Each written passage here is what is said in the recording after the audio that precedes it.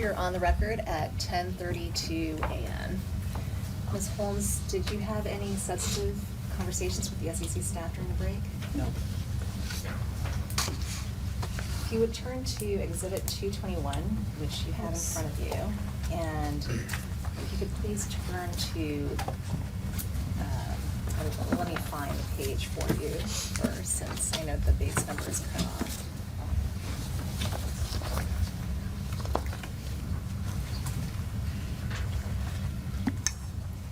So if you could turn to page 116 of your copy, and that is Bates number ending 6354.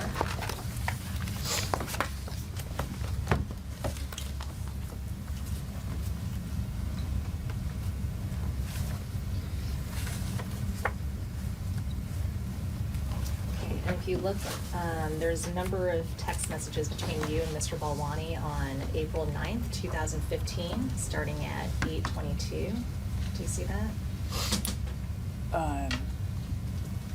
Yes. So Mr. Balwani is writing to you, and he writes, if contract terms and we don't have 1,000 stores, what happens to 50 million remaining innovation payment? And you respond, depends on why terms. What did you understand Mr. Balwani to be asking you there? I have no idea. When Mr. Balwani is referring to 1,000 stores, is he talking about Walgreens here?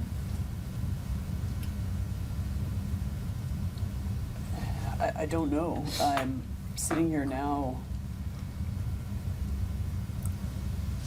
I could infer that maybe from the innovation payment comment, but I'm not sure. And did you understand terms to mean terminated? So if contract terminates and we don't have 1,000 stores, what happens to 50 million remaining innovation payment? I don't know. I don't remember this text. I don't know what the context was. You don't remember these text messages at all? I do not. Did you have a contract with anybody other than Walgreens in April of 2015? In the retail space or in general? In the retail space. In the retail space.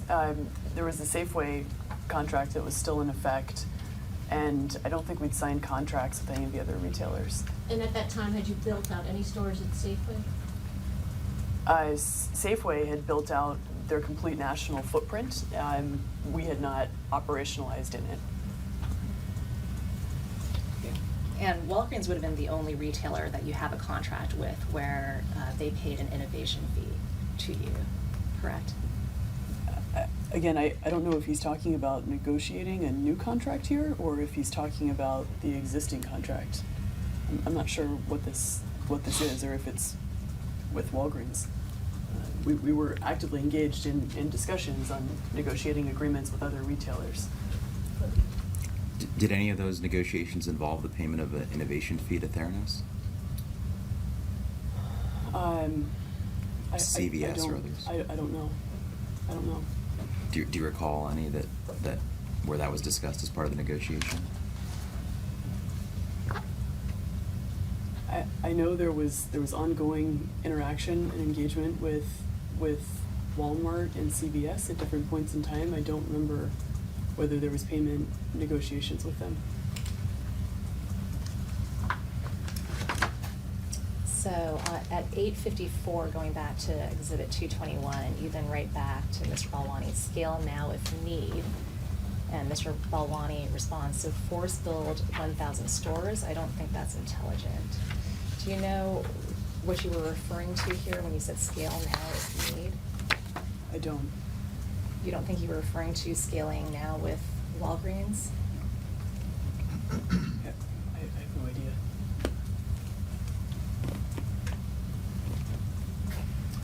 And then a few more text messages down, starting at 9:14 p.m. There's a text message from you, and you say, if terms because we term, then we return. They term and we don't want to, we keep. Do you recall what this is referring to? No. Were you talking about the fact that if they were to terminate the agreement and Theranos didn't want to, that you would get to keep the innovation fee payment, but that if Theranos decided to terminate, that you would have to return the payment to them? Again, I don't remember these text messages sitting here now. That could be an interpretation of it. Sitting here today, what is your interpretation of it? Do you mind if I take a minute just to read the whole stream to try to get context? Of course.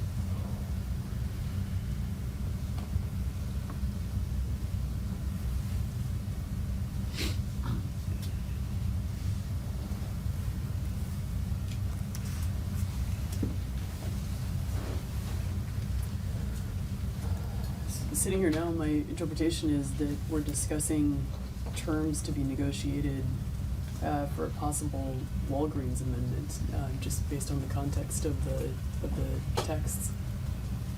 Okay, and how do you interpret that line?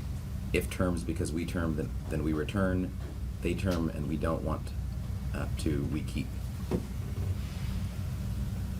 I'm speculating, but my read is that it's saying that if they terminate the contract and we didn't want to terminate the contract, we keep whatever payments have been made. If we terminate it, then we'll refund payments to them.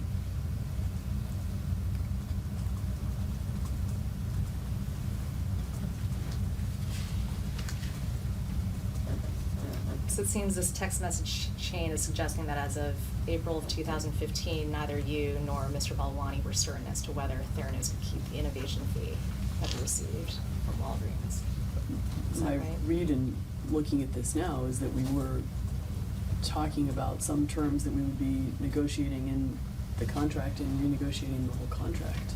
I think, my understanding is there was many different sort of provisions and scenarios that we talked with them about in terms of how the contract would be amended.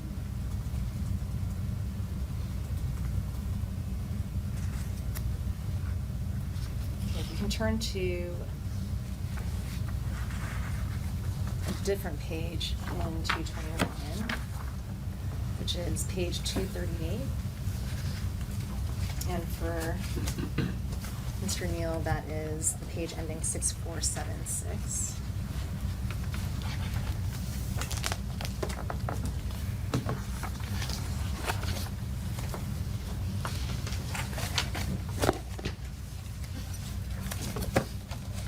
So you'll see that there are a number of text messages on this page from October 16th, 2015. Do you see that? I do. And they're between you and Mr. Balwani again? Yes. October 16, 2015, that would have been the day after the Wall Street Journal article, the first Wall Street Journal article about Theranos was published, correct? It was about then. I don't remember the exact day. Okay. So if you look at the third text message down at 7:26 p.m. from Mr. Balwani, he says, "Okay, WAG freaking out, lack of transparency." Do you see that? Yes. And do you understand that WAG is Walgreens? Yes. What did you understand him to be referring to here? I don't know. I mean, I don't, I'm sorry, I don't remember my text exchanges with Sunny from years ago. I can sit here and try and reconstruct it now. You don't remember this text exchange at all on this page? I don't. Do you remember discussing with Mr. Balwani the concerns Walgreens had following Mr. Careyrou's article? I'm just thinking back. I remember that I remember that I had talked later about the fact that we were very sorry that we hadn't proactively communicated with them about the FDA engagement, but that we didn't know at the time what to say about it because we thought that we were trying to figure out what the right way to handle the agency was, and we were waiting to communicate on it back then. I know Sunny had a lot of discussions with them. I don't remember the specifics of any conversations with Sunny. Do you remember when that conversation was? It was later in 2015. Okay. What about before that conversation? Were you familiar with what Walgreens' concerns following the October Wall Street Journal? Generally, yes. How are you made generally aware of those concerns? I don't remember specific conversations. I'm sure Sunny would have talked to me in general about his interactions with them. I guess between the article coming out in October 2015 and your conversation with, do you recall any communications that you had directly with anyone at Walgreens? I don't think I would have communicated directly with anyone at Walgreens. So, besides. And I think it was your prior testimony that generally Mr. Balwani would be the person responsible for the relationship at that time? Yes. And so is it fair to say that if someone was updating you about the Walgreens situation at that time, it was likely Mr. Balwani? Absolutely. Did you and Mr. Balwani discuss the fact that Walgreens was upset that they didn't know Theranos had stopped using the nanotainer prior to Mr. Carey's reporting in October 2015? Yeah, again, I can't remember specific conversations with him about it, but I'm sure we had interactions about it. Do you have a general sense of what Walgreens was concerned about following the publication of the article? I think there were multiple issues. One was they were reacting to the press in general, but then the other was that we hadn't disclosed the engagement with FDA with them to them yet, before it was in the press. Which engagement with FDA? The inspection. Did you tell Mr. Balwani to tell Walgreens that he should tell them the stopping of the nanotainer just happened and that it hadn't happened several months ago? I don't think so. I mean, Walgreens was operating with us in the store, so they would have known locally that we were doing venipuncture, to the extent we were doing venipuncture, as I understand it. But they wouldn't necessarily know why, is that correct? They didn't know about the FDA inspection.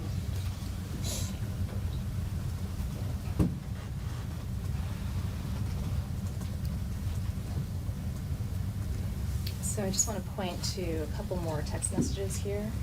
Yeah. If you go down to 7:30 p.m. on that same date, so a few lines down, Mr. Balwani writes to you, but it was a matter of communication. Do you see that? Yes. I had actually thought about it, but got too busy to chat with you, and then you respond, then let's show them this literally is still up in the air, so we literally just decided since the discussion is getting aired out in the press. Do you know what you were referring to there? What were you referring to when you said, let's show them that this is literally still up in the air? Again, I can't remember the exchange, but from reading it now, I think it's the text message right above it that we hadn't finalized the plan with FDA yet and still haven't, namely that we were engaging with the team advisors we had on FDA who basically said, don't talk about this until you've successfully resolved it, in part because we thought there was a potential to not get 4083s in the engagement with FDA. And a couple messages down at 7:32, Mr. Balwani then says, however, issue is we didn't tell them in advance about switching. And you respond, we'll have to present well that we hadn't decided to. And then he responds again, bad idea, at this point they know, so need to be transparent. Why was Mr. Balwani concerned about being transparent to Walgreens?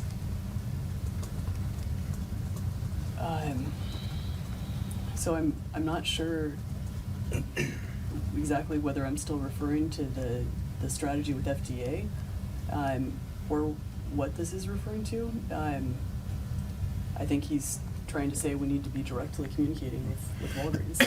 I'm reading it now. Were you not being transparent with Walgreens previously? Again, we did not tell them that the FDA had come to inspect because we thought we were to try to successfully resolve the engagement with FDA before communicating about it.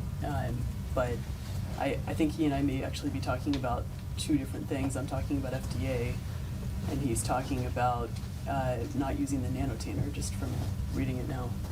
Okay, so that's your impression of what these text messages are about now? You didn't have any understanding back in 2015 Any understanding about what? about what these text messages were talking about? I'm sure I did in 2015, I just can't remember it. Okay, so you don't remember what this text message exchange was about in 2015? I don't. Okay, you can put that one aside.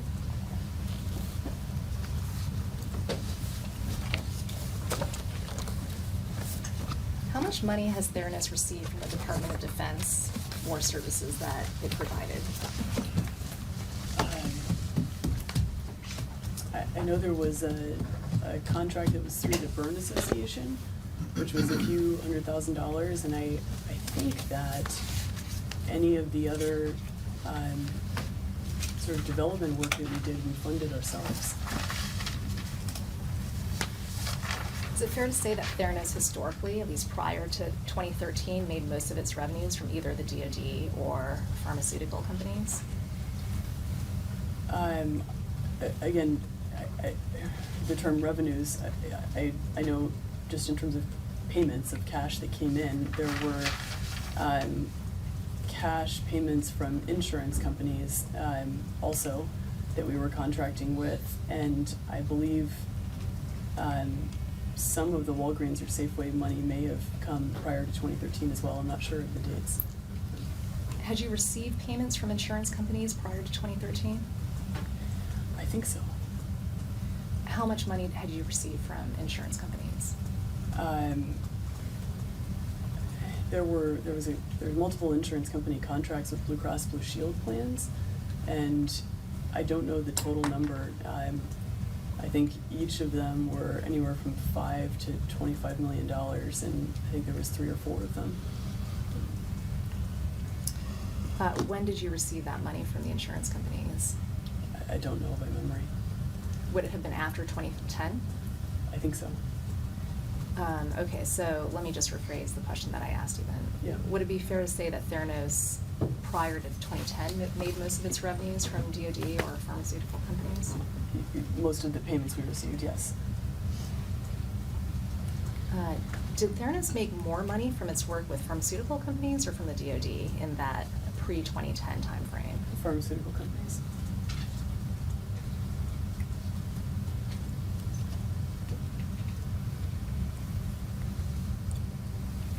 What was Theranos' relationship with SOCOM, or Special Operations Command? We had invested a lot in trying to configure one of our mini lab devices. I'm sorry, trying to configure One of our mini lab devices to meet specifications that could allow it to be used by SOCOM, and at one point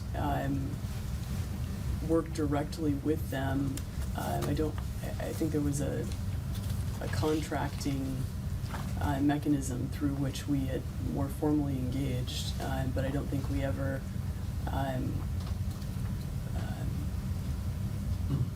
sought payment from them, to my knowledge, or at least we weren't paid by them. We funded the development work ourselves. Were any of Theranos' manufactured devices ever deployed by SOCOM? My memory is that we sent them 2 of them, but I don't think they actually used them in a deployment. Why not? Many reasons. At the highest level, we're only able to ultimately focus on trying to make the retail relationship successful, and we took on way too many things at the same time. And then we deprioritized some of the functionality that you would ultimately really want to have to use these devices in field. What functionality was that? There were further reductions on size and on weight and other parameters that we could have kept going in the investment of the technology, and we didn't do it. So SOCOM was looking for a device that was smaller and lighter than the device that you had available for them at the time? I don't know if that's the case. I mean, we invested in putting a lot of technology into Minilab to be able to use it in a distributed setting. We could have kept going. We stopped and sort of said, okay, we need to put all our resources onto this retail initiative. I actually think that what we've built is still very applicable to what they're looking for, given the way they're doing testing right now. We just haven't followed back up on it yet. What about Theranos' relationship with AFRICOM? What do you know about that? We And AFRICOM, you understand, is Africa Command. I do. We had engaged with them on looking at whether our devices could be transported into Africa and could withstand the thermal profiles that you would see in those types of deployments. And my memory is also on some of the decision support that we were trying to build. And then later had discussions with people in AFRICOM around Ebola and Ebola testing in Africa. Did AFRICOM ever deploy any of Theranos' manufactured devices? They took one or two devices to Africa to look at essentially the thermal stability and the use for the operator in a sort of testing parts of the functionality of the system. Were the mini labs that were given to AFRICOM ever used in a patient testing setting? Just so I answer the question that you're asking, what do you mean by patient testing? Were they ever used for patient testing and diagnosis? No. And when you say that Theranos provided two devices to AFRICOM in order to test, did you say thermal? Can you withstand the temperatures? Okay, Can the device still operate and withstand the temperature? So they were trying to evaluate whether Theranos' devices could withstand extreme temperatures like there would be in Africa. That's my memory of it, and I also had memory that we had built a custom decision support system for them, and they wanted to try that out on the touch screen of the device. I could be wrong. I don't remember all the specifics.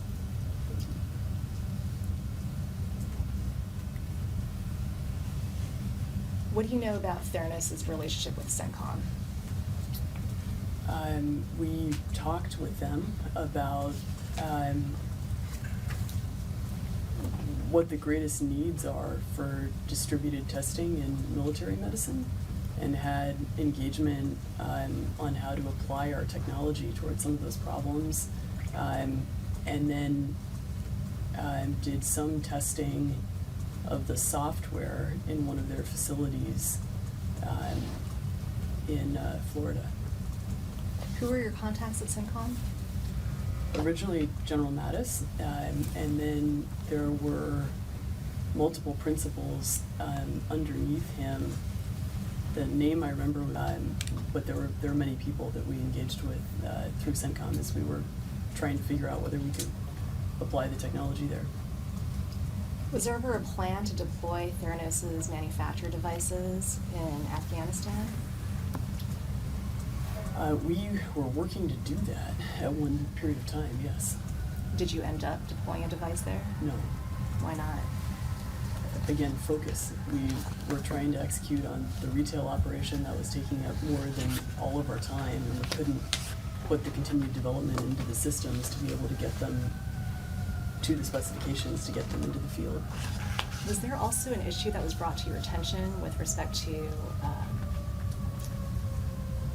the fact that Theranos had not received FDA approval for its devices yet, and that CENTCOM could not use or deploy Theranos' devices if they did not have FDA approval? We engaged with the FDA specifically on whether to and how to deploy technology in Afghanistan. The concept, if we had gone through with it, was that those would be for research use only and an investigational program.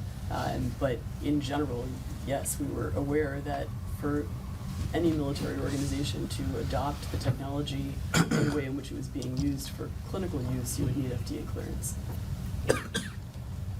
And that, just to complete the answer, that awareness happened over a period of time because we actually went in and talked to them about whether they could use this as a CLIA lab, like they use Quest or LabCorp, and ultimately reached that conclusion. Was a Theranos manufactured device ever deployed in the battlefield? No, Was it ever deployed in a medevac helicopter? no, Was a Theranos manufactured device ever deployed in an Apache helicopter? no, Were you ever working towards any of those venues? yes, absolutely. Okay, and is the reason why they were never deployed because Theranos was focused on the retail opportunities at the time? Yeah, we couldn't keep investing on multiple total different product lines. In the end, did Theranos ever deploy any of its devices with DoD aside from the burn center? I mean, there was the use of the technology for the thermal testing and I think decision support in Africa. I don't know, there was some engagement with Walter Reed around a diabetes program, and I don't know where that ended up. And then otherwise, it was just a lot of invention and development of technology around some of these sort of use cases that they have for how to miniaturize and distribute technology. Who is managing the relationship with the Walter Reed Foundation? So it was early. Maybe one of the people in the commercial team that we had at that time. I'm not sure. You're not aware of any deployments being made of Theranos' manufactured devices with Walter Reed? I don't think so. I can't remember how it played out. And then just going back quickly to Special Operations Command, SOCOM, who were your contacts there? There was a principal within SOCOM, I can't remember his name sitting here now, but he was one of the people working in military medicine and trying to be able to get distributed technologies that can actually do testing. Was that? I don't know. I don't connect to that name, but it could be. I'm not sure. Are you familiar with? I recognize the name. Was she acting on behalf of SOCOM during your discussions with SOCOM? I think she was the contracting person to facilitate the development work for SOCOM. Who was on your team leading the discussions for Theranos with SOCOM?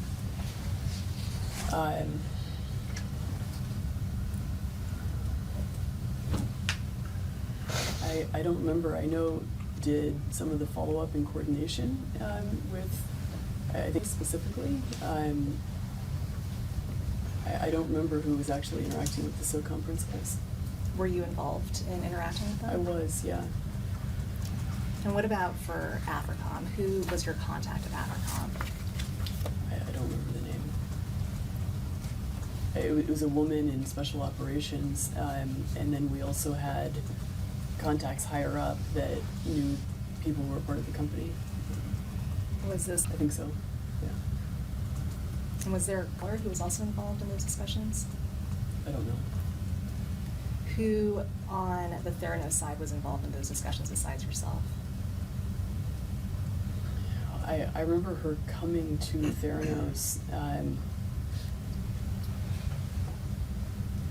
I think she met with a team of people. I don't remember who was in the meeting, and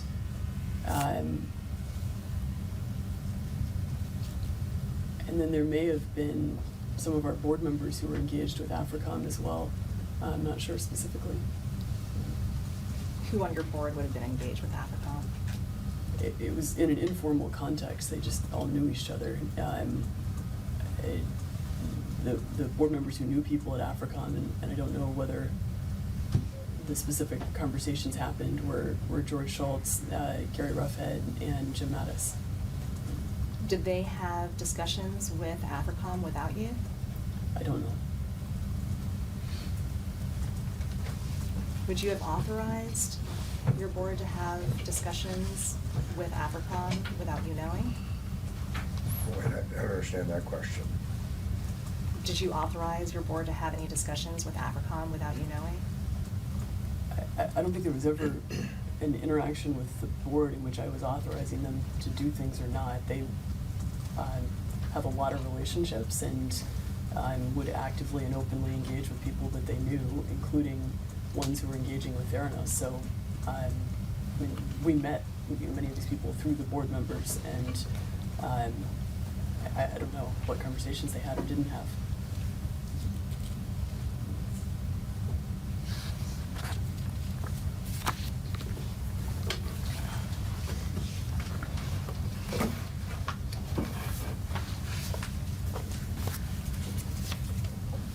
Handing to you what's been previously marked as Theranos Exhibit 246.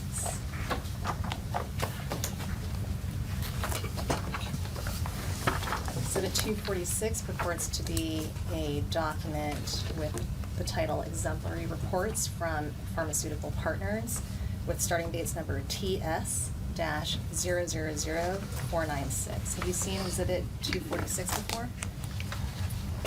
I don't recognize it in this format, but I recognize some of the reports. I represent to you that this is the copy of the document that was included in Rupert Murdoch's investor binder on or about December 4th, 2014. Were you involved in compiling this document for inclusion in the investor binder? I don't know.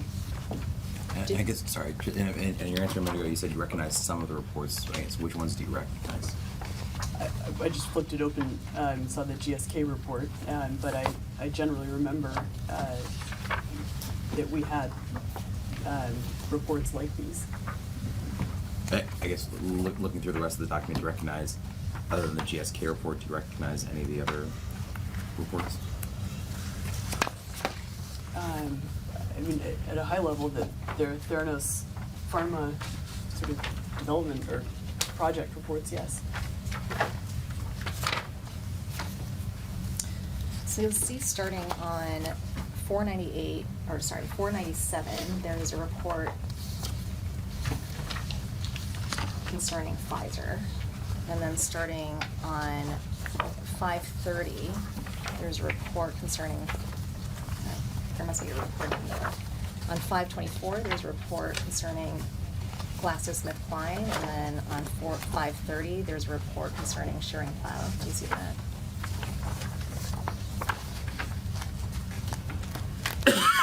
Yes. What were these three reports about? They're all different. At the highest level, they were about programs in which the TSPU or mini lab had been used for pharmaceutical companies.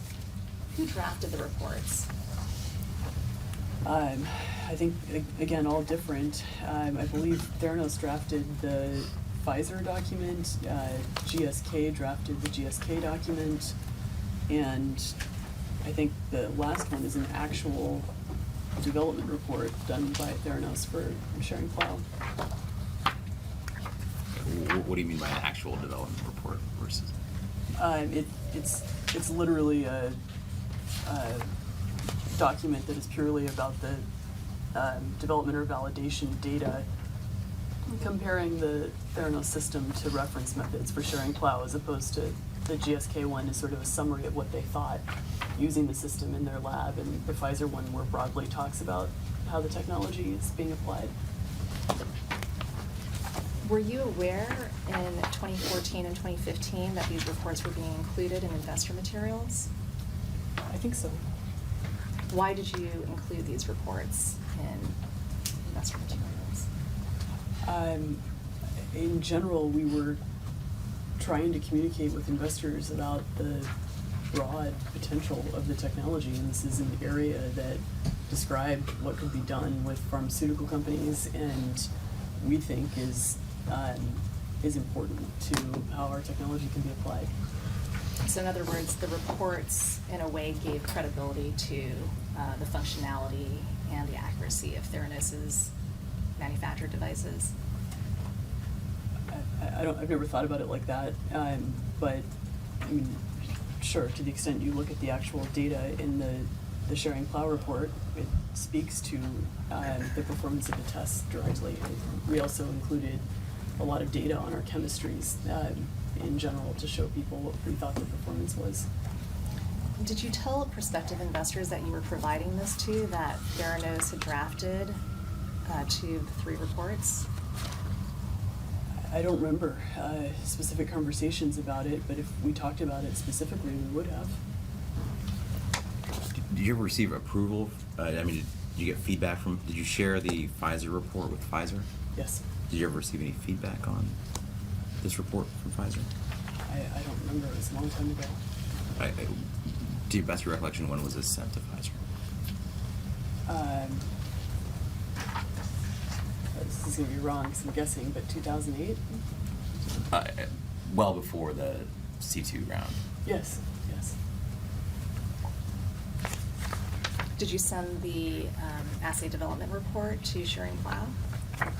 I believe so. I don't think it would have been me personally, but yes. Did they send you feedback? I don't know. Did Pfizer, GSK, and Sharing Plow, did they review these reports prior to you including it in the binder? Well, the GSK one was written by GSK, as I understand it. I believe that both Sharing Plow and Pfizer had separately reviewed the Pfizer and Sharing Plow reports as sent to them. Did you tell them that you were planning to include them in prospective investor materials? Not to my knowledge.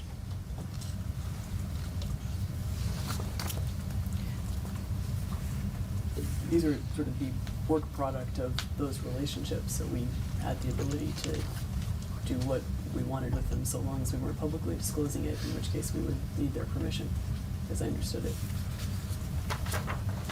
I'm sorry, what did you understand your limitations were with respect to disclosing your work with these companies? Public statements. In other words, your contracts with the pharmaceutical companies had a provision like that in them? That's my memory of it, yeah.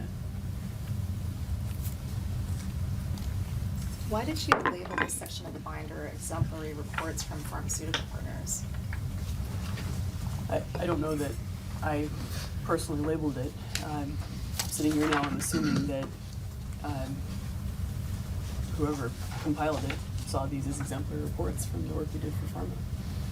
Were you ever concerned that the title and the fact that these reports were included in the binder would give the impression to potential investors that these pharmaceutical companies had drafted these reports and that Theranos had not drafted them? No. Why not? Because to the extent that people were interested in the reports, we were actively interested in talking to them about them and could have given any context that they needed.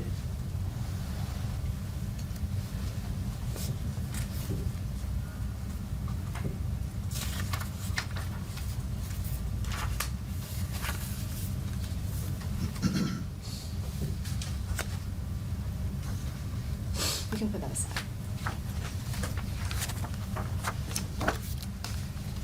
Was there a time in 2015 when Theranos was considering raising a C3 round of financing?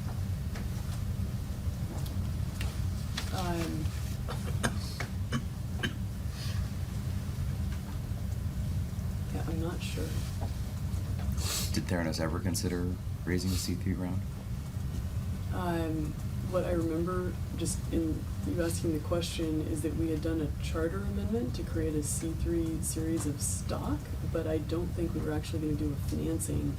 I think there was another reason that we were doing it to clean up things from the past. I can't remember specifically. What do you mean by what you just said? You weren't thinking about doing an actual financing, but just to clean up things from the past? There was a reason that our council had recommended that we create a new series of stock. I think I'm just trying to remember sitting here now, retiring. Elizabeth, I mean, if it's what the lawyer said to you, I don't think they're asking. I think they're just asking more generally what your understanding was as to why you said clean up Yeah. stuff. Is this there, and they're asking you what you meant by clean up? I think it had to do generally with retiring certain shares that were outstanding at a certain price. So maybe I'm not following you there. What do you mean by retiring certain shares that were outstanding at a certain price? So I don't understand the details of this very well, but I think that we had a series of stock that was outstanding, and we wanted to not have that outstanding anymore. And so the solution that was recommended was to file this charter amendment or certificate of designation that would no longer have that stock outstanding. So you weren't actually intending to go out and raise capital at that time? Correct. That's to my knowledge. Was there ever a time after the C2 round where Theranos considered raising more, and before 2016, where Theranos was considering raising additional capital at $20 for a preferred share? Not that I can remember.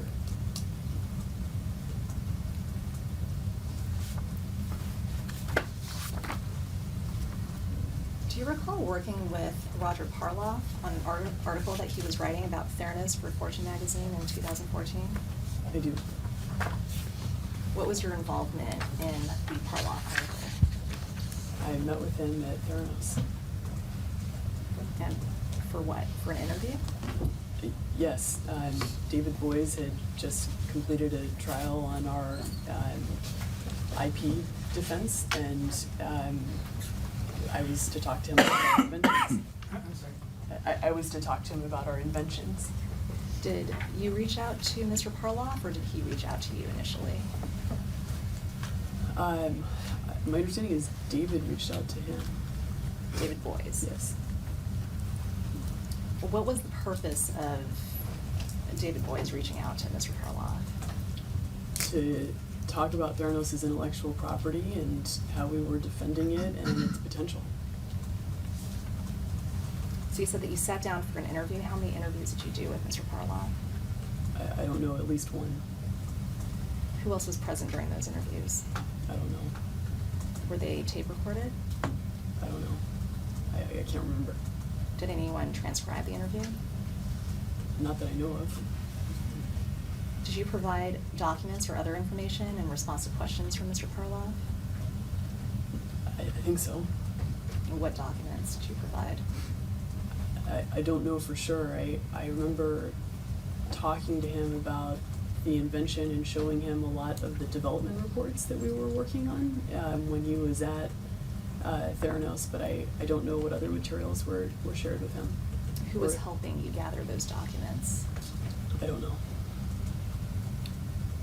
At some point in time, did the scope of the article change from that IP litigation to other issues of the company?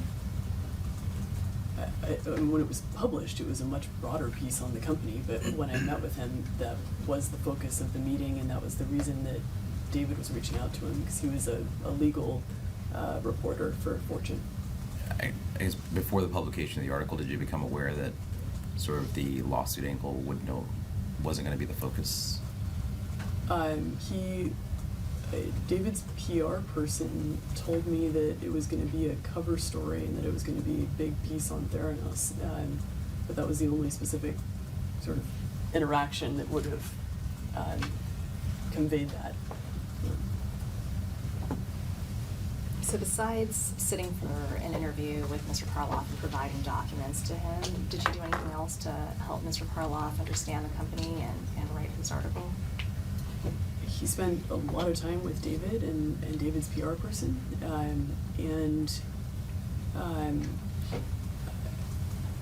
don't remember specifics of other interactions with him.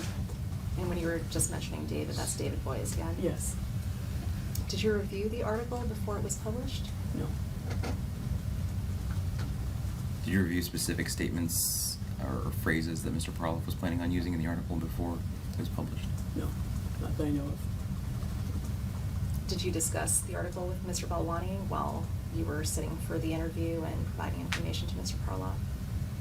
I don't remember specific conversations. I'm sure there would have been discussion about the fact that Roger was there and I think Sunny also talked to him. Mr. Balwani sat for an interview with Mr. Parloff as well? I think so.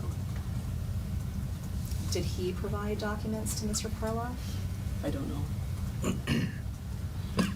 Did Mr. Balwani review the article before it was published? No. Did anyone at Theranos review the article before it was published? It's my understanding it was not given to us before it was published. Did Mr. Boyes review it? I don't believe anybody had access to it before it was published. Did you review the article after it was published? I read it, yes. Did Mr. Balwani review the article after it was published? I don't know. What was your reaction after you reviewed the article? Generally positive. Why did you think it was positive? I thought it did a really good job of talking about what we were trying to do. What did it do a good job of explaining? Our vision. What about your vision? How we were working to make lab testing more accessible. Did you discuss the article and its contents with Mr. Balwani after you read it? I don't remember doing so. Did you believe that what was written about the company was a true and correct representation of the operations of the company? At the time that I read it, I thought it was, I was reading it, thinking about it in the context of our invention and what we were trying to do. So is that a yes? I never thought about it as reflective of the operations of the company. I know that obviously much later it was looked at in the context of the operations of the company, and I have since read it in that context. But no, at that time I did not think about it in the context of describing the operations of the company. So, just so I understand, is it your testimony that when you read at the time, you viewed it as sort of a fair reflection of Theranos' aspirations, but not its operations? Correct. And its inventions, because that was the context in which I met Mr. Parloff. And by inventions, you mean currently in place inventions or working on and? Patents, what we'd created, right? The discussion when he came to Theranos was about our IP, right? When did your review of the article change? When did it change? Yes. After the Wall Street Journal. Why did it change then?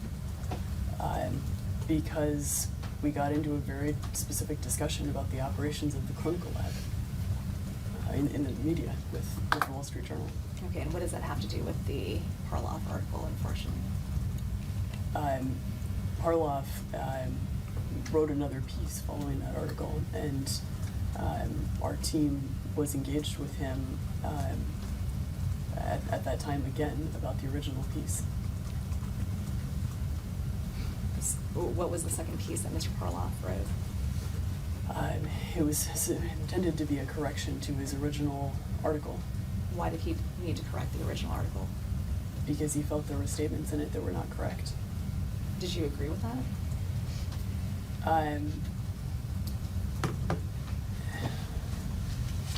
You know, I think we, again, completely mishandled it. Our team did not agree with it and fought it. I think that another huge mistake this company has made has been its engagement with the press, including Roger and the Wall Street Journal. Did you forward the Fortune article to anyone after it was published? I don't remember. Did you forward the article to employees at Theranos? I don't know. Did you forward it to the board? I don't know. Did you forward it to investors and potential investors? I don't remember doing that. I don't know.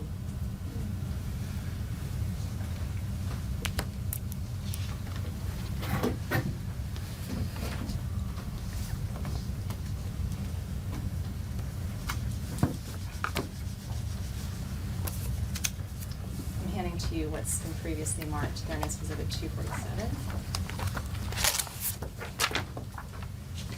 Exhibit 247 purports to be a June 9th, 2014 email from Elizabeth Holmes to Sunny Balwani.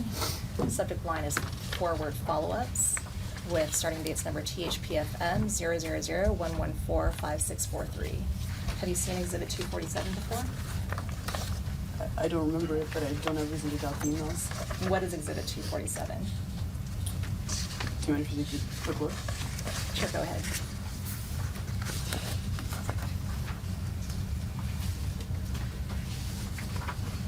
it looks like a series of emails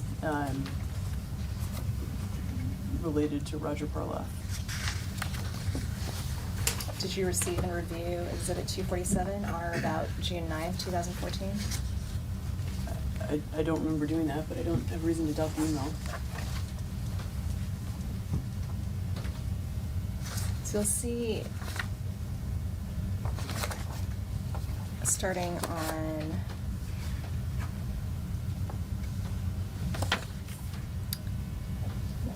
(5646), there's an email on June 8th, 2014 from Roger Parloff to you. And he's asking a number of questions. Do you see that? Which one are you on? This is the June 8th, 2014 email on 5645. Yes. So if you look under 5, it looks like he has some questions about the description of the analyzers.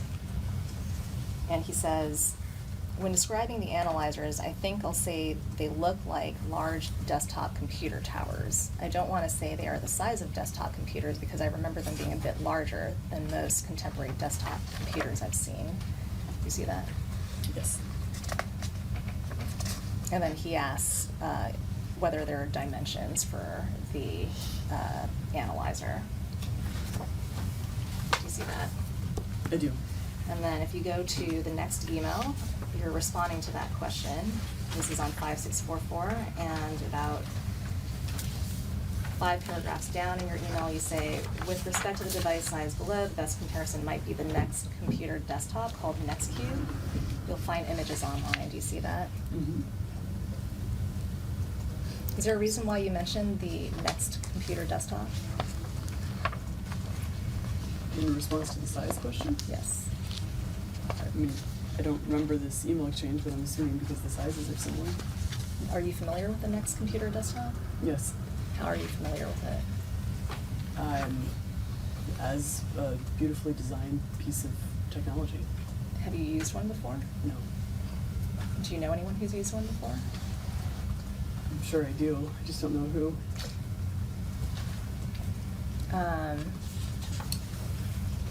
So are you describing here the size of Theranos' TSPU or Minilab when you're comparing it to the next computer desktop?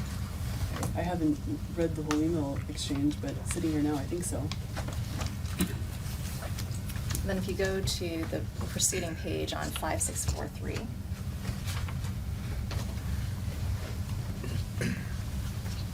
there's an email from you to Mr. Parloff on June 9th, and about 3 paragraphs down, it starts, we've been spending time on the footprint question. Do you see that? Just read it again. We've been spending time on the footprint question. As you know, we don't really want to get into the topic of the analytical systems very much at all. What did you mean by that? Again, I don't remember the email exchange. Sitting here now, I think this is referring to the phase 2 in which we were going to deploy the devices in field, and we hadn't announced that yet, and so we didn't want to talk about it in the press before we actually had the FDA clearance to go do it. So reading this email now, that's what you think this is referring to?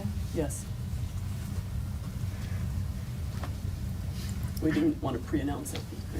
Okay, and then a couple lines below, you say, the analytical systems look like large desktop computers, or analytical systems look much smaller than in conventional laboratories, or have a smaller space requirement than conventional laboratories is fine. Do you see that? Yes. Did you also discuss with Mr. Parloff that Theranos had modified commercially available analyzers to conduct testing on small samples? I don't think in those words. Did you use other words to describe that Theranos was using commercially modified commercially available machines to conduct patient testing? My memory is we generally talked about phase 1 with the nanotainer being about the use of chemistries in a high throughput setting, and then this device was what we were going to be deploying for sort of in-field use of tests. Okay, So we're in that phase 1, phase 2 description, phase 1, phase 2 description that you just mentioned. Yeah. Are you referring to the modified commercially available machines? Phase 1 with the nanotainer and the chemistries running in a high throughput way. Okay, and why did you think that Mr. Parloff would make a connection between nanotainers and high throughput and using commercially available machines to conduct patient testing?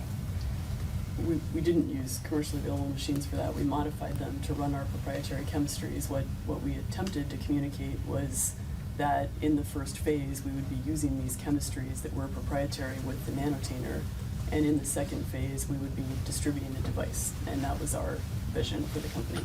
Did you ever tell Mr. Parloff that you were modifying commercially available machines to conduct patient testing? I don't think so. Did you ever tell Mr. Parloff that Theranos was using commercially available machines in any capacity? I believe we did. In what context? Use of venous straws. So what do you recall telling him? I don't recall conversations about it. I guess what leads you to the impression then that you told him about Theranos' use of commercially available machines? Because we were very open about it at the time. We thought that it was a feature to be able to do both the finger stick testing as well as an end-to-end menu, so patients didn't have to go to multiple locations to get their full order done. So I understand your answer. You think the discussions around having a venous draw capability is what you would have disclosed to Mr. Parloff? Yes, at the time, we used the word venous draw to be synonymous with the use of commercial analyzers. Did you explain that to Mr. Parloff? I don't know. Did you tell Mr. Parloff that most of Theranos' tests were run on commercially available analyzers? I don't think so. Why not? I don't think we talked about the breakdown of what tests were run on what analyzer at all. Were you worried that if Mr. Parloff wrote an article mentioning only Theranos' manufactured devices, that people would be given an inaccurate impression of how Theranos was conducting its patient testing, that it was using its Theranos manufactured devices to conduct that patient testing? Not at the time, because at the time I thought it was all about the aspiration and the vision. Looking back at it now, I absolutely wish we had handled our communications differently.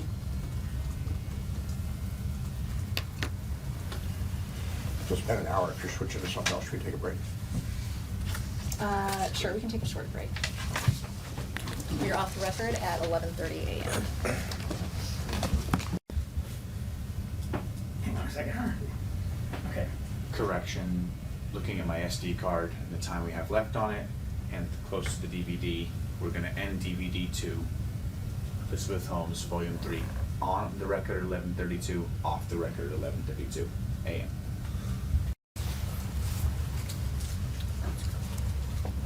We're on the record at 11:45 a.m. Ms. Holmes, did you have any substantive conversations with the SEC staff during the break? No. Thank you. I'm going to hand to you what's previously been marked Theranos Exhibit 248. Have you seen Exhibit 248 before? And just for the record, Exhibit 248 is a document with case number starting TS-0000613.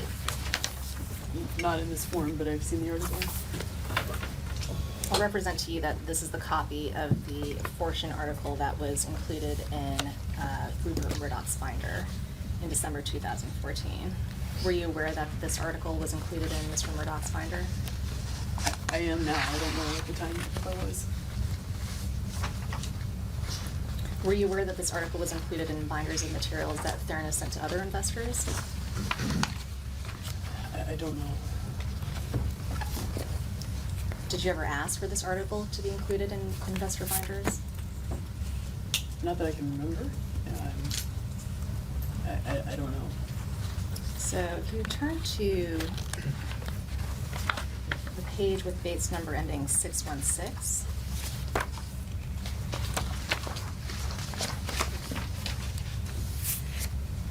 you'll see there are two columns on that page. I'm looking at the second column on the right side, second paragraph down.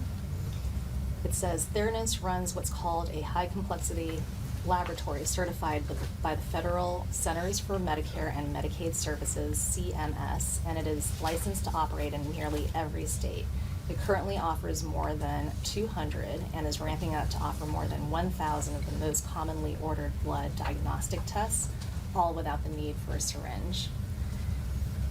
Is the statement that Theranos currently offers more than 200 and is ramping up to offer more than 1,000 of the most commonly ordered blood diagnostic tests, all without the need for a syringe? Was that statement correct as of July 2014? Reading it now, I don't think it is. Why not? Because I've read Roger's follow-on articles and how he interpreted it in the context of the Wall Street Journal articles, and it's not correct in that context. What are the correct numbers of tests that Theranos is offering at this time without the need for a syringe? I don't know. Did you have any reaction to this when you read it at the time it was published? No. Back then, what was your understanding of what a syringe meant? It's the traditional way that blood is drawn. It's different from the butterfly needles that we used. It's a traditional blood draw mechanism. So, I mean, earlier we talked about venous being kind of an internal synonymous term for commercially available machines. Venous didn't mean syringe at the time for Theranos, is that right? No, I mean, we did all of ours through what we called this sort of micro sample method, which was these little butterfly needles. Do you understand that now when blood testing is done, the traditional way through venipuncture, that other lab companies don't use syringes anymore, that they use a vacutainer and a tube that goes into the arm? I don't know what other blood companies use. You're in the blood testing business and you don't know what other lab testing companies use? I don't. I know that people use a range of needles. We certainly didn't invent a butterfly. So if you look down a couple more paragraphs, about 4 paragraphs down the same page, it says, the company has performed as many as 70 different tests from a single draw of 25 to 50 microliters collected in a tiny vial the size of an electric fuse. Was that statement correct or accurate in July of 2014? Could the company perform as many as 70 different tests from a single draw of 25 to 50 microliters of blood? From a R&D or product development standpoint, I think it was. Earlier you testified that 30 tests could be conducted from a single draw of finger prick blood and sort of the maximum number of microliters of blood that could be drawn on a finger prick. So how do you square the two numbers? If I remember the testimony correctly, I think you were asking what an ordering pattern would be, and I was using the number 30 to be representative. I think what, just sitting here now, this was referring to is that in R&D we were developing and validating assays to run on a microliter or less of sample, and you could also multiplex those assays to be run simultaneously, which would, from a technology standpoint, allow you to do this. Yes. Had Theranos run 70 tests from a single draw of 25 to 50 milliliters of blood by July 27, 2014? You know, my memory is that we had, but again, in a product development or R&D context, not in the context of our clinical lab.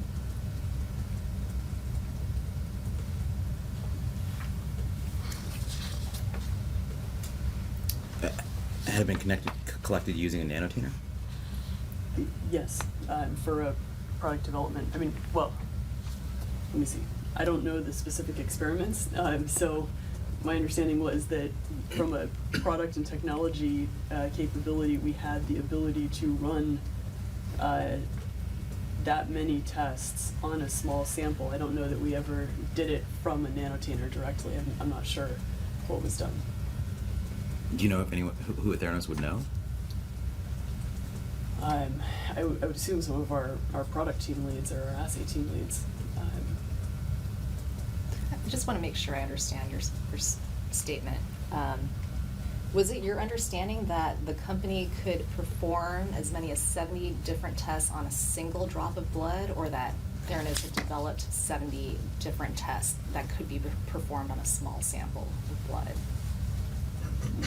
Just to answer the question you're asking, you're saying, was it my understanding in reading this article? No, I'm just trying to understand what your answer was. Yeah. Are you saying that 70 tests can be performed on one sample of blood, and that Theranos had developed the capability to do so in 2014? My understanding is that our chemistries, because of how small the volume is per test, can get down to a microliter or less per chemistry, and that therefore 70 could be performed on a small sample of blood that could come from a finger. Okay, if you turn the page then to 618, on the right-hand side column, for the fourth full paragraph down, it starts importantly. Do you see that? It says, importantly, it's not just the blood draws that are tiny, it's also the analytical systems Theranos uses to perform the test. They take up a small fraction of the footprint required by a conventional lab today. Was this statement true in July 2014? It's true as to the mini lab systems that we were using, or the prior version of the mini lab systems that we were using. Okay, but it wasn't true as to the commercially available machines that Theranos was using No. for patient testing? Correct. Were you concerned after reading this that people who are reading Mr. Parloff's article might think that Theranos was only using its own devices to perform patient testing? Again, we weren't concerned after reading this, but later, in the context of looking back at it, I wish that this had been done differently. Why weren't you concerned? I think multiple reasons. One, we were of the mindset that we were talking about our vision and aspiration. Two, we really believed that we were farther along in executing it than we were, and really close to getting there. And three, we were reading these statements in the context of our own understanding of the technology and the conversations we'd had with Roger, and thinking about them as specific to that. But this statement isn't aspirational, right? It's talking about the analytical systems that Theranos uses to perform the tests. So how is this statement accurate as of July 2014? We were using earlier versions of Minilabs to perform some tests then. And it was I'm sorry. sorry. Using earlier versions of Minilabs. Of Minilabs to perform some tests then, and it was true about the Minilab technology family. At the time this came out, we were not, I think I read it once, we were not focused on every sentence in the article. But it does seem incomplete to you because it doesn't mention the other commercially available machines that Theranos was using. Is that right? Reading it now, I would have communicated differently with Roger to help him frame this in the context of our phase 1 and phase 2 model, and that's not clear in this article as clear as I wish it had been. And at the time that you read it after it was published, you thought it was clear? At the time I read it after it was published, I just remember thinking this talks about our vision well. So if you turn to 619, just the next page, third full paragraph down, it says, Theranos, which does not buy any analyzers from third parties, is therefore in a unique position. Was this statement true as of July 2014? No, Why not? we were using analyzers from third parties. So were you worried about this statement when it was published? No, I the first time that I paid attention to this sentence was much later, in I think this year.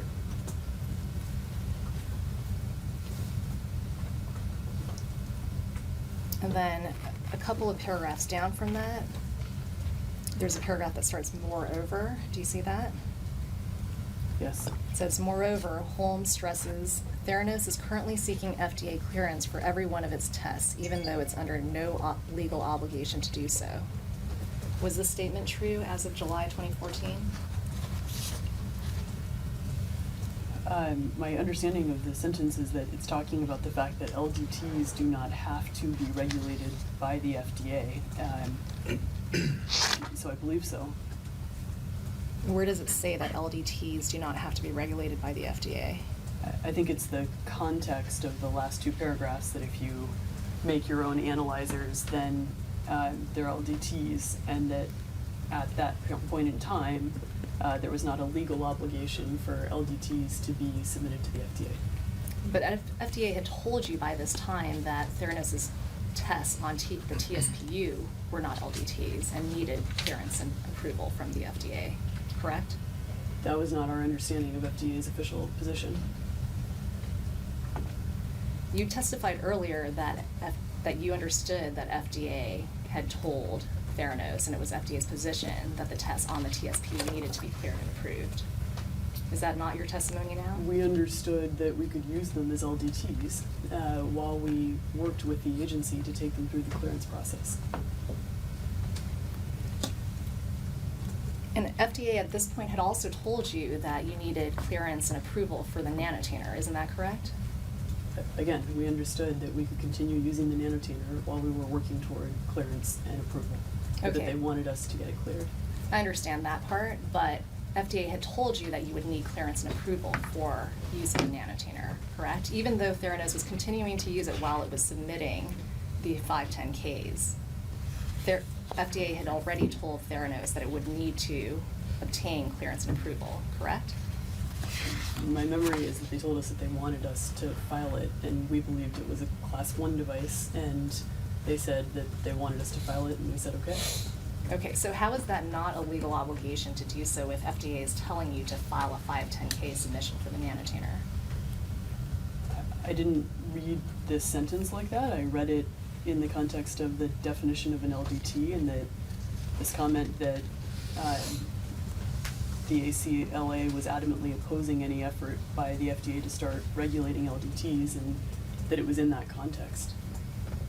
Were you concerned that people reading that statement would have the impression that Theranos was not required to submit anything for approval and that it was doing all of the submissions that it was submitting to FDA voluntarily? Not at that time. I think it was well known that LDTs were a gray area for enforcement discretion. 23andMe had run into issues. Everybody knew that, you know, there was active discussions on regulation of LDTs. FDA had also told you by this time that it questioned whether Theranos' tests were LDTs, correct? Again, my understanding was that by virtue of the fact that we understood it was okay to continue using them as an LDT, what they wanted was us taking it through the system, but that they were then operating as LDTs while we were taking them through the FDA. When did you gain the understanding that you could continue using the nanotainer while you were putting in submissions to the FDA? I had that understanding throughout the time that we were engaging with them while we were in the retail infrastructure until the inspection in 2015.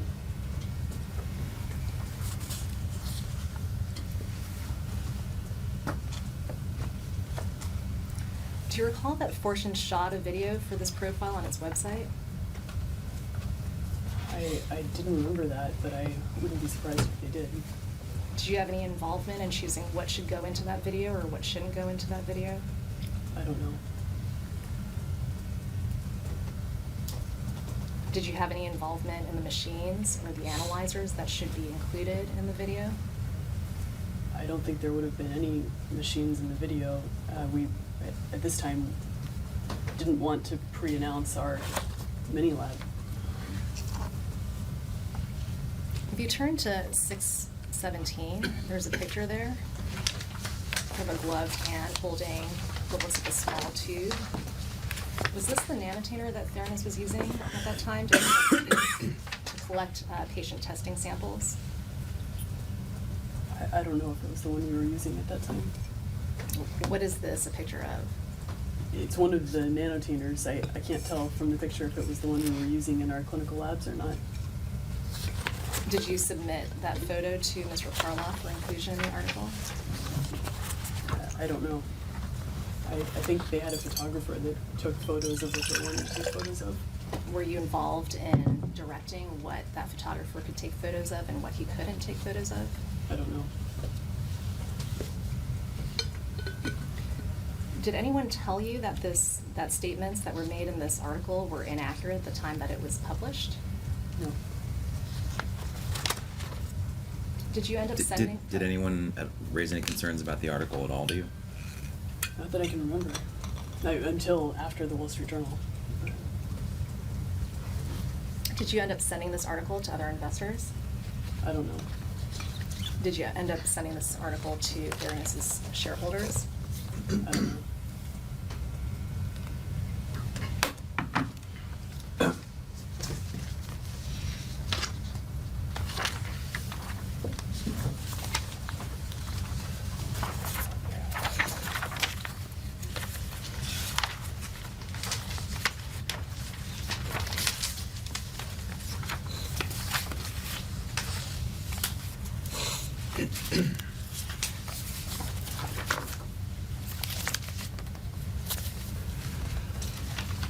Put that aside. What's your role on Theranos' board? I'm the chairman of the board. Who else from company management's on the board? No one at this time. Was there anyone else from company management who's on the board in the 2013 to 2015 time period? Sonny was. Were you chairman of the board in that 2013 to 2015 time period as well? I was. Did I'm sorry, you said 2013? Correct. I believe. Did Mr. Balwani have any other role on the board? Did he have a specific role on the board? Specific what, I'm sorry? A specific role on the board? I believe he was a member of the executive committee. What did the executive committee do, or what did they discuss? I don't know that it ever met. It was just a committee that had certain authorities if it needed to meet if a full board was not able to convene. Who was a member of the executive committee besides Mr. Balwani? At what point in time? In 2013, 2015. That's the time period we're talking about here for all of the rest of the questions that I'm going to have about the board. So if you could just talk about the 2013 to 2015 timeframe. Who else was a member of the executive committee besides Mr. Balwani at that time? I don't know. I think it may have changed. My memory is that David Boyce may have been a member for a certain period of time, and I think later Riley Bechtel and maybe Jim Mattis. We also renamed it to it was like a management and development and strategy committee or something like that. So I don't think there was a consistent structure during that period. Did other members of the board understand that there was an executive committee and only a subset of the board was part of this executive committee? We certainly discussed it with the board. When did you discuss it? I don't know specifically, but it was an open conversation point. Was Mr. Balwani on any other committees of the board besides the executive committee? I don't know. I don't think so, but I don't know. I'm sorry, were you a member of the executive committee? I'm not sure that I was. I remember you saying that. Was Mr. Balwani the secretary of the board at some point? He acted as secretary for certain meetings. Was there a time frame in which he was secretary? I don't know. Was there anyone else who was acting as secretary in that 2013 to 2015 timeframe? I know when our general counsel started, she was, and there may have been some instances in which David Boyes was acting in that capacity. I'm not sure. When did Theranos constitute its board? This is going way back to probably before the 2013 timeframe. What do you mean by that? When did Theranos first constitute its board? My first patent was in August of 2003. I think we incorporated in June of 2004, and I asked to join the board then. Yourself? I think so. And was this? Yeah.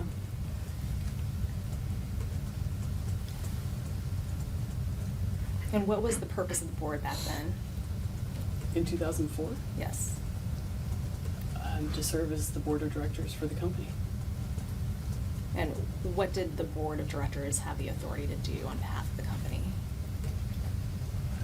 Anything that was in the bylaws and the charter at that time, I don't remember the specific delineation in the bylaws then. Do you understand the board having a different capacity in the 2013, 2015 timeframe than it did in the prior time period? No. What was your understanding of the purpose of the board in the 2013 to 2015 timeframe? That it was a board of directors. Did you understand that the board of directors, let me start again. Did you understand that the board of directors had a fiduciary duty to shareholders of the company? I did. Did you communicate that to your board members? I believe we had counsel communicate that directly. Oh, when did that communication occur? I remember specifically meetings in October of 2013 in which there were dedicated discussions on this. And I'm sure on an ongoing basis, as directors had questions, they were often asking about D&O insurance and coverage in the context of their fiduciary responsibilities. Well, what do you understand fiduciary duty to mean? Responsibility to the company and to the shareholders as a board member. How did you end up filling the board, or the board that was in place in 2013 through 2015? How did you pick who you would approach and ask to join the board? People we thought could help us with strategy, who were wise, who understood that we were trying to do something that no one had done before, and who understood that when you try to change a system, in this case with big incumbents in the medical space, it's going to be really hard, and you have to have a good strategy. I wanted to just go through your relationship with each of the board members from that time frame. What was your did you have a prior relationship with George Schultz Prior to him joining the Theranos board? I met him and discussed his book on healthcare and healthcare policy, and then he joined the board How did you meet him? through someone I knew at Stanford. Who did you know at Stanford? Who was that? How do you know? I think I met him through time. What about Richard Kovacevic? Did you have a prior relationship with him before he joined the board?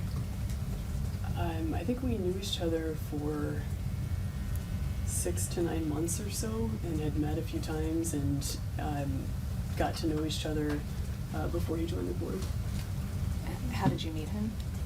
Through George Schultz. Why did you think he would be a good addition to the board? First meeting was in the context of the fact he'd been on the board at Cargill, and we were trying to build a company to be private for the long term, and so we had discussions in that context. I think he's also a great CEO, and had amazing experience building Wells Fargo, including in the context of retail and retail footprint. Did you have a relationship with Jim Mattis prior to his addition to the board? Yes. What was that relationship? I knew him initially at CENTCOM, and then a little bit at Hoover at Stanford when he left the military. And why did you add him to the board? He's one of the most brilliant strategists I've ever met. Did you have a relationship with Bill Perry prior to him joining the board? Not directly. People had been telling me for a long time to meet him, but he joined the board shortly after I met him for the first time. Why did you ask him to join the board? A number of reasons. He has a pretty amazing engineering and technical background, going back to some early companies he helped build in Silicon Valley. He also is really focused on infectious disease surveillance and how you could leverage biotechnology to help actually build a surveillance infrastructure for this country, and then of course has policy experience, and I think he's a very wise person. Did you have a prior relationship with Riley Bechtel before he joined the board? Yes. What was that relationship? We'd gotten to know each other, and I started learning about building a private company more directly from him. What about Bill Fagey? Did you have a relationship with him prior to him joining the board? I don't know. I'm not sure. Who introduced you to him? Sam Nunn. Why were you introduced to Dr. Fagey by Sam Nunn? I was trying to figure out who the best people in global health are in this context, and thinking about how the technology could be used outside of the U.S. and for people in places where there's not good health infrastructure. Did you have a relationship with Bill Frist prior to him joining the Theranos board? I think so. And what was that relationship? I think, again, we knew each other for many months. He joined meetings with us with sort of thought leaders in healthcare, and got to know each other. Why did you ask him to join the board? Again, thought leader in strategy. He has a lot of healthcare policy experience. He has now gotten very engaged with a number of different healthcare companies, and in terms of trying to realize sort of the leapfrog technology, he was a great strategist for that. Did you have a relationship with Henry Kissinger before he joined the board? No. Who introduced you to him? George Schultz. Why did you ask him to join the board? Same thing, strategy. And what about Sam Nunn? Did you have a prior relationship with him? I did not. Who introduced you to him? Also George. And did you ask him to join the board also for strategy purposes? Yes. And also, Sam's been on the board of a lot of big companies like Coca-Cola and Chevron, and I thought I could learn from him. So we talked about the executive committee. Were there any other committees of the board that were functioning as of 2013 through 2015? I'm not sure. At a certain point in time, I know we established this sort of senior management development compensation committee. I don't know what the name of it was, and I had in my memory that ultimately replaced the executive committee, but I'm not sure. You said a senior management compensation committee? Yeah. What was the purpose of that committee?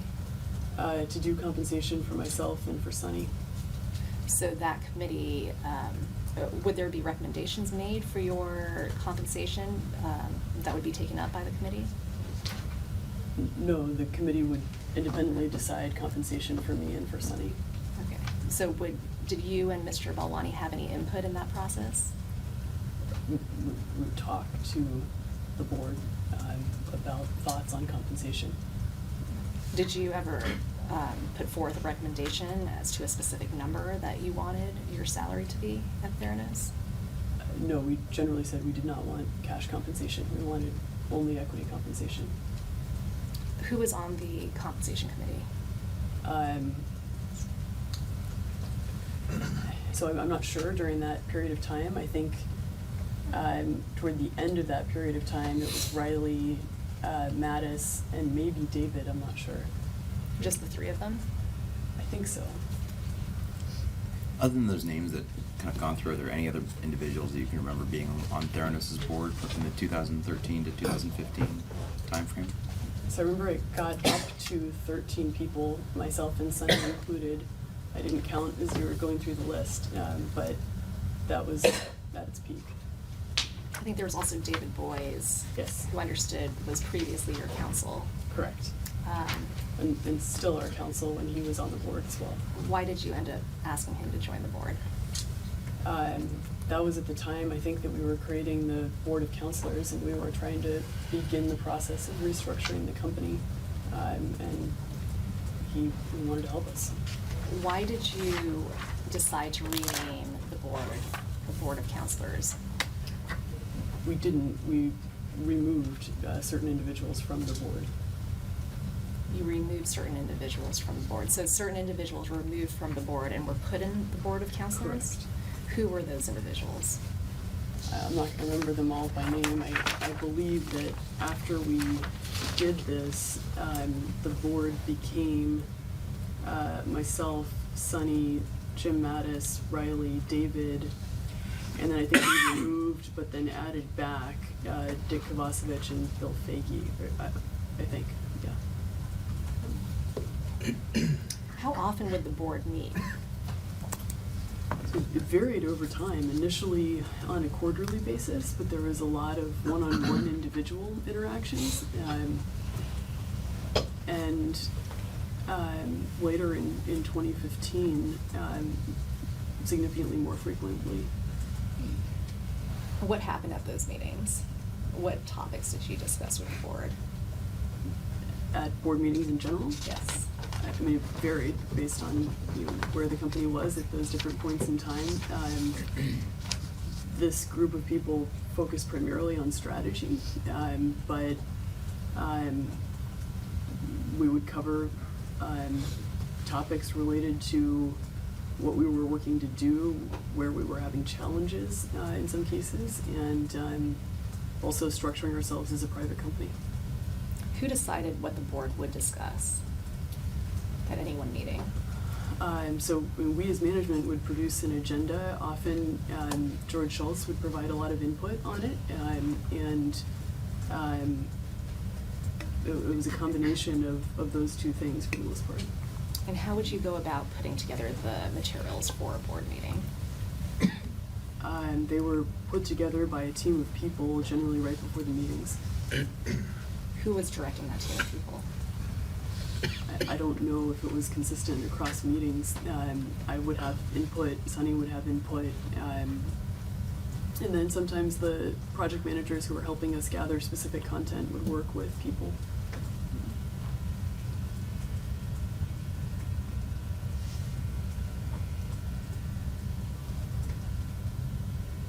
Was the board allowed to take board materials with them after a meeting?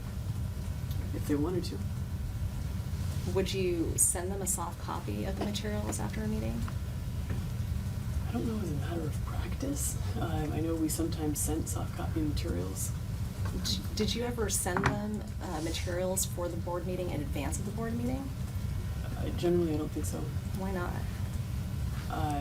We did not have the same kind of systems and process that we have in place now, so it was very last minute. So in other words, you didn't send them out because they weren't compiled until right before the meeting? Correct. Did you ever keep track of what documents board members were taking with them after a meeting? At different points in time, I think we tried to. I don't think we did it very systematically. Why did you do that? Just to make sure that we had records of materials that we were sharing with the board and trying to help maintain good minutes. I guess my question was, were you keeping track of what board members were taking from their board materials after the meeting? I don't think in a systematic way. But you were tracking it generally? I mean, I can remember certain instances in which our team members would make notes of documents that were there and documents that were gone, just in the context of making sure that they'd picked up all the materials properly and nothing was left behind. But I don't think there was a systematic process for tracking that. Why were you keeping track of what board members were taking with them after a board meeting? Well, Again, I'm I not sure, don't wait, think wait, we hold on a were. second. I'm not sure that question is actually consistent with the answers you just gave. If you understand that, go ahead and answer. Yeah, again, I don't think we were keeping track. I think that at the end of a meeting, assistants and other people would come in and try to make sure that all the material had been collected and that there wasn't material that was lost. And so for that purpose, they would, make sure that the material was accounted for one way or the other, because there would be long meetings with tons of binders and paper, and so they were just trying to make sure that we didn't misplace paperwork. If materials from binders were taken out and board members would take them with them, would you ask the board members or confirm that those materials were taken? I don't think so.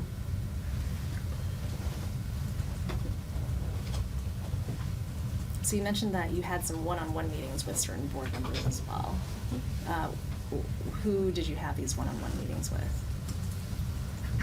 I've very frequently engaged with many members of the board on a one-on-one basis. I saw George Schultz extremely frequently, but I think in general with every member I had more frequent interactions outside of board meetings than in the board meetings itself. Was there anyone else you had one-on-one meetings with? I believe most of them, if not all. What about Mr. Belwani? Were you aware of any meetings that he had with other board members, one-on-one? I can't sit here and recall one today, but I'm sure he did. Was Mr. Belwani, did he know any of the board members on a more social basis outside of work? I mean, he would attend the board dinners, which are sort of social events. Got to know them in that context. Do you know if he had any social relationships with any of the board members outside of Theranos? I mean, I think all of our engagement with that group of people is related to Theranos. So is your answer no? I'm not sure I understand the question, I'm sorry. Were you aware of whether Sunny Balwani had any social relationships with any of the other board members? I think all of our social relationships with the board members were related to Theranos. Okay, why don't we take a break for lunch? We're off the record at 12:23 p.m.